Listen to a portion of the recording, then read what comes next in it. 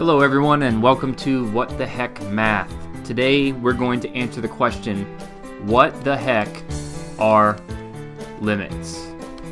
Okay, so let's get started. Okay, now limits. Limits are something that is extremely important in the wonderful mathematical study called calculus. Okay, extremely important in calculus. They help you, or they enable you to find derivatives. They also enable you to find integrals, which is, you'll find out, are these little squiggly S's, which are really cool. Okay, so it's really important. Now, they can be simple. They can also be kind of complicated. Okay, now before we talk about limits, we have to make sure we all are on the same page with function notation. So, if I write this, f, open parentheses, x, close parentheses. This sometimes students see this as, oh, this is f multiplied by x. No, it's not. Okay, this is called function notation. This is read as f of x. Now, what does this mean, f of x? Well, basically what it means is we have a function called f, and its input variable is x. So you can look at this as if we have some machine and we call this machine f. We're going to take x's, put them into our f machine, and out the other side are going to be f of x's. Okay, so the function's called f, the input is x, the output is f of x. Okay, now this is important because this is how we're going to talk about limits. We're going to use this to talk about limits, and it helps you to figure out the easy part about limits. Right? So just to expand this a little bit further, if I have a function f of x equals x squared, okay, so our function is f and our input variable is x. See, x, x. Okay, so if I want to say, okay, well, what is f of 2? Well, that means I'm going to take 2 and I'm going to put it here. So then I'll have 2 squared, which is 4. Okay, simple. All right. Now, if I say, well, what is f of c? Well, just like I put 2 here, I'm going to put c here. So then I have c squared. Okay? Because the function is still f. The function f, in this case, is taking its input and squaring it. Whatever this input is, we square it. All right? Now, if I were to ask you, what is g of 4? Well, you have no idea because I didn't define what g is. Okay, f is taking something and squaring it. G is, well, I don't know. We didn't define it. Okay, so this is our function notation that we're going to use when we talk about limits. Okay, now, what is a limit? What does it do? How does it help us?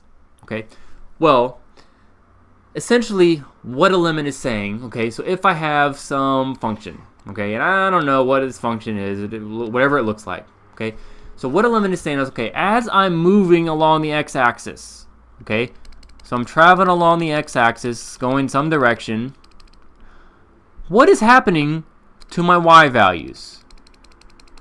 What are my y values doing as I'm moving along the x-axis? Now, specifically with limits, usually we talk about as I'm approaching a certain x value, okay, so here's my x value. I'm going to draw a line, relatively straight line up here to designate it. Okay, so as I'm moving along my graph, heading towards that x value, what is happening to my y values? What value is it approaching? What x value is it approaching? And it's this one right here. Okay, so that's what limits means. Another way you can look at this is if you're playing baseball. Okay, so here, you're over here, you're the batter. So here's the batter holding the bat with one hand. And over here we got the pitcher. Okay, he's on the pitcher's mound. And there's his ball. Okay, so what the pitcher's going to do is going to throw the ball at the batter. Now, one thing that's pretty impressive about batters, especially in Major League Baseball, is they have not even hardly a second to decide, to make the decision, where is this ball going to end up? Okay, so what they're doing is they're looking at this ball, they're following its path through the air, looks kind of like a function, and they're trying to figure out, based upon where it's been before, where is it going to end up when it crosses the plate? because they have to know that in order to figure out where to swing. Okay, and if they're right, if they can accurately predict or figure out the limit, then they'll make contact with the ball, or they won't swing at it because it's outside of the strike zone. Okay, it's very similar with limits. Okay, now before we start solving limits, we need to understand the notation, or how do we actually communicate limits using text. Okay, so let's go back to f of x function. Okay, and let's say f of x equals x plus 2. Okay, we're going to start really simple here. All right, so this is our f function. So what I want to know is what happens to y, or what happens to our f of x values as x approaches 3. Okay, as x approaches 3. So if we're going to write this using limits, okay, we're going to write limit. Now, we're not going to write the whole word. Okay, we're just going to put L-I-M. This stands for limit. So we're going to communicate here in text, what is the limit of f of x as x approaches 3? Okay, so what is the limit of f of x as x approaches 3? So this is an arrow pointing to the right. So as x is moving towards this value, what's happening to the f of x values? Okay, we can also write this. Let's erase this. Okay, we don't have to write the f of x there. We can actually write our function. Okay, now I like to put this in parentheses, because if you don't, then it kind of looks like the limit of x as x approaches 3. Then you add 2 to it. Okay, so this just makes sure that you know that this is the function we're taking the limit of. All right, and again, this is not limit times x plus 2. By itself, this part right here means nothing. You have to have a function over here in order for it to make sense. Okay, so this is saying what is the limit of x plus 2 as x approaches 3. Now, there's a couple of ways we can look at this. We can just use a table. Okay, so let's do that. So we can say here's our x values and here are f of x or y values. Okay, so let's pick a number less than 3, less than our values. Let's say 1. So if I take 1 and plug it into our f of x function, I get 3. Now let's move closer to 3. So let's do 2. Now if I take 2 and put it into our f of x function, I get 4. Easy, right? Okay. Now, we don't want to plug 3 in, okay, because we don't want to know what is happening when x equals 3. We want to know what is happening as we get closer and closer and closer to the x value of 3. So let's pick a number that's closer to 3, but not 3 yet. Let's do 2.5. So I'll take that, put it here, and I get 4.5. Okay? That's still not quite close enough, all right? So let's do closer. Let's go 2.9. Plug it in. I get 4.9. All right, so send this down. Let's get even closer. Let's go 2.999, and I get 4.999. So as you can see, as our x values are getting closer and closer to 3, our f of x values are getting closer and closer to 5. And that's our answer. Okay, so the limit of x plus 2 as x approaches 3 is equal to 5.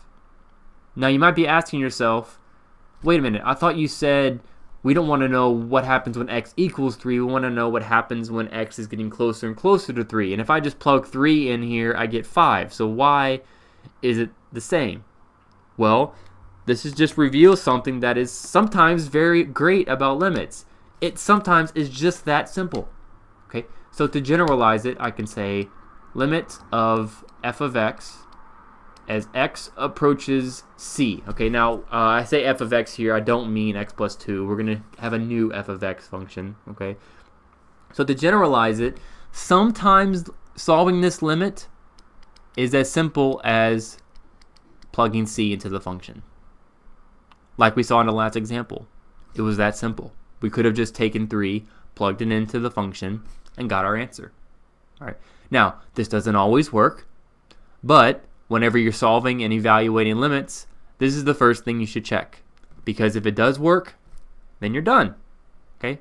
Now, this is only the case for regular normal functions. Sometimes you might be evaluating limits of piecewise functions that are a little bit different. Okay, and we'll talk about that later in another video. But for the most part, the first thing you want to check is take C, plug it into the function, and see if it works. Now, when I say see if it works, you might be asking, well, what does it look like when it doesn't work? All right, well, let's look at that. So let's try, let's do this. So let's say our new f of x. You know what? Let's just call it g of x. Let's change the letter. So our new function, we're going to take it up quite a notch here. Let's say this is our new function. I just got a text message. Mute that. Okay. So this is our new function. And what I want to know, well, let's say what we want to know is, what is the limit of this function? And yeah, let's go ahead and put parentheses around it, as x approaches 2. Okay, so let's evaluate this. Now, like I said before, the first thing we want to do is let's see if this works. Because if it does, that would be great. All right, so what this is saying is take this value and plug it in. So let's do that. All right, so we're going to take 2 and we're going to plug it in for x. So we're going to have, let's say, 2 squared minus 4 over 2 minus 2. So then we get 4 minus 4 over 0, which is 0 divided by 0. Now we have a problem here. We have a divide by 0. Now, do not be tempted to say this is 0. It's not. It's also not equal to 1. Okay? So, we have a divide by 0. We cannot divide by 0.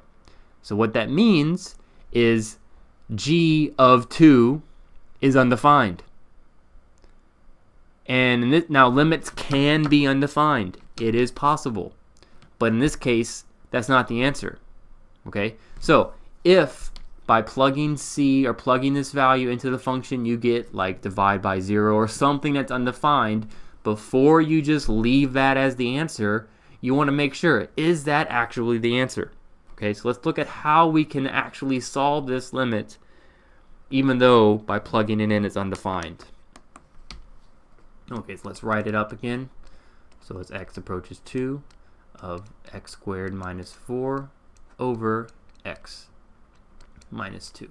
Okay, so if I need to solve this limit, I need to figure out a way that I can actually plug 2 in. Because in reality, that's whenever you're saying as x approaches some number, that's how you're going to solve the limit, is by plugging it in. Okay, and if you can't plug it in, well, that either means that A, yes, the limit is actually undefined, or it's not undefined, you just have to figure out a different way to plug it in. Okay, so what we're going to do is we're going to look at our function here. Okay, we're just going to come bring it down here all by itself, and we're going to work on it. Okay, so what I'm going to do is I'm going to say, all right, is there a way that I can rewrite this function? Okay, that I can write it in a different way, and not just any different way. Okay, there's a million different ways, an infinite number of ways I can rewrite this function, but I'm looking for a way to rewrite this function that when I plug in 2, I do not get divide by 0. I get an actual number. Okay, so now if you're trying to figure out a way where you should go, what direction you should go, okay, let's think about what is actually causing our problem. Why is this undefined? Well, it's because of that. That's causing the problem. The denominator. All right? So, let's see. Can we get rid of that denominator somehow? Well, we can't just delete it. Okay? We can't just erase it because, whenever we get rid of this denominator, we need to have a function that is equivalent. Okay? It has to be equal. You have to be able to put something on the other side of this equal sign so that these two are exactly the same. Okay? So the only way you can get rid of this denominator is if you can divide it out, or cancel it out. Well, in order to cancel out this denominator, we need to have an x plus 2 in the numerator as well. So we look at our x squared minus 4, we need to think, is there an x plus 2, or x minus 2 in this? Right? Well, here we have a quadratic equation. We have a degree 2 polynomial. So with any polynomial that's degree 2 or greater, maybe we got to think, can we factor it? All right? So let's think, can I factor this? Because if one of the factors is x minus 2, then we can cancel it out. Okay? Now, to factor this, there's a few different ways to do it. Worst case scenario, if you don't know how to do the shortcut to factor it, you can quadratic equation, find quadratic formula, find the solutions, put those solutions back as factors, and there you go. Okay, but let's use a shortcut here because it's a really useful shortcut to use, especially when solving limits, because you'll find that a lot of times this shortcut is going to be how you solve them, how you simplify the numerators. Okay, so what we have here is something squared minus something. Now, if you have something squared minus something, the first thing you should think of is the difference of two squares. Okay, so the difference of two squares. So let's generalize it. So we have some a squared minus b squared. So these are two squares, a squared and b squared, and it's a difference because they're subtracting. And you can factor the difference of two squareds this way: a plus b times a minus b. Okay, let's look. Is this something squared? Well, yeah, it's x squared. So that means, in this case, a is x. Is this something squared? Well, is 4 the square of something? Of course, it's 2 squared. So in this case, b is 2. So that means this can be factored as x plus 2 times x minus 2. Now this is great because now our numerator is equal to this. Denominator unchanged. And what do we have here? We can now cancel out the x minus 2's. So that leaves us with x plus 2. So what this is saying is this equation is equal to this. Now, you want to be a little careful here because technically this equation and this equation are not exactly the same. Okay? What really is happening here is we rewrote this equation in a different form that then allows us to solve the limit. Okay? We found another equation that is pretty close to being equal to it, and I'll show you the difference here in a second. But they're not exactly the same. Okay? But they're really close. Okay, so what does this do? How does this help us? Okay, so now going back to the limit, as x approaches 2, x squared minus 4 over x minus 2. Now I'm not putting the parentheses because it's just a fraction, and so there's no other way that you can do it other than if you'd apply the limit to the whole thing. Okay, so I'm not putting that. But what we basically found out is that we can rewrite this limit. Now I'm going to put parentheses as this. Okay, because we basically rewrote, we found that this is equal to x plus 2. Now, I forgot to put my arrow. That's not supposed to be x minus 2. There we go. All right. So now, going back to the first step, solving limits. The first thing we do is we take this and plug it into a function to see if it works. So if I take 2, I plug it in for x, I don't get undefined anymore. I get 4. And that's our answer. Okay. Now, why does this work? I just took this function, I changed it into something different, and I got the limit. And this is actually the answer for this. Okay. Now, why didn't I get it in first? Okay, well, let's look at what this function actually looks like. Okay, compared to this. Now, what ends up happening here? So here's my x and y axis. Okay, these two functions, although different, look very similar. Actually, they look exactly the same. There's one small difference that you actually cannot realistically see, okay, but they do look exactly the same. Okay, so I'm going to draw x plus 2 first. So let's do our y-intercept. That's 2, and then we're gonna I missed. Okay, we're gonna have a fat line. Actually, it looks terrible. I need to do that again. Okay, Sorry about that. I'm not an artist. I'm a math teacher, not an artist. Okay, let's redraw. Oh, no. Okay, let's just clear it. Okay, let's try it again. Okay. All right, x plus 2. There's 2. Let's do it this way. Okay, there's our x plus 2. Okay, so this is x plus 2. Now, remember, what we really want to know is what is this equal to? What does this look like? Well, it looks like x plus 2. Now, the difference is what this denominator does. Okay, so what was this denominator doing when we were trying to solve our limit? Well, it was causing a problem that if we plug in 2, we get an undefined value. Well, it works here as well. Excuse me. All right, so if I go x value of 2 and I move up to the graph, and on my graph, even though it looks fine, nothing wrong with it, there's actually a hole. Now, you might have learned this before, and if so, that's great, but this is just a recap in case you forgot. All right, so there's a hole right here. It's undefined. So if I were actually to be able to move along this line, I'd have x values and y values, x values and y values, and as I keep going, I get to this point where I have an x value of 2 and a y value undefined. There is no y value. There's actually a hole there. You can't really see it. It's infinitesimally small. It's only the size of a point, so you can't see that. But we make it a little bigger and make it red just so that we can remind ourselves that there's a hole there. All right. So going back to the limit, remember we found out that the limit of this function, we call this function g of x, if I remember right. So as x approaches, the limit of g of x as x approaches 2, we end up finding that was 4.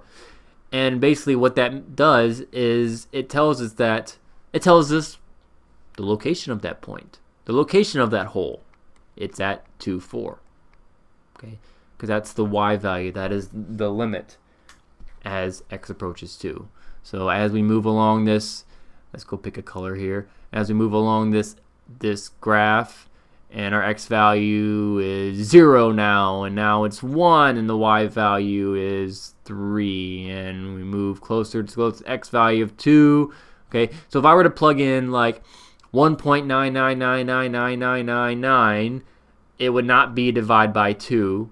I'm sorry, divide by 0 problem. It would still be okay, but it would be outputting a value that is like 3.9999999. And so as we get closer and closer and closer to 2, the y value gets closer and closer to 4. And that's the limit. Okay. So this is kind of an introduction to limits. It does get more complicated from here, but we'll cover that in another video. So thank you for watching. I hope this was helpful. If it was, please give it a thumbs up and comment if you like. Share it with your classmates or anybody else you think this would be useful for. If it's not helpful for you, go ahead and give it a thumbs down, and I'll see if I can change things up to make it a little better for you in the next video.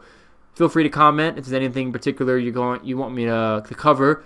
I'm starting a series on calculus right now, so I'll be moving through kind of a calculus curriculum to help you out. So thanks for watching, and I'll see you next time.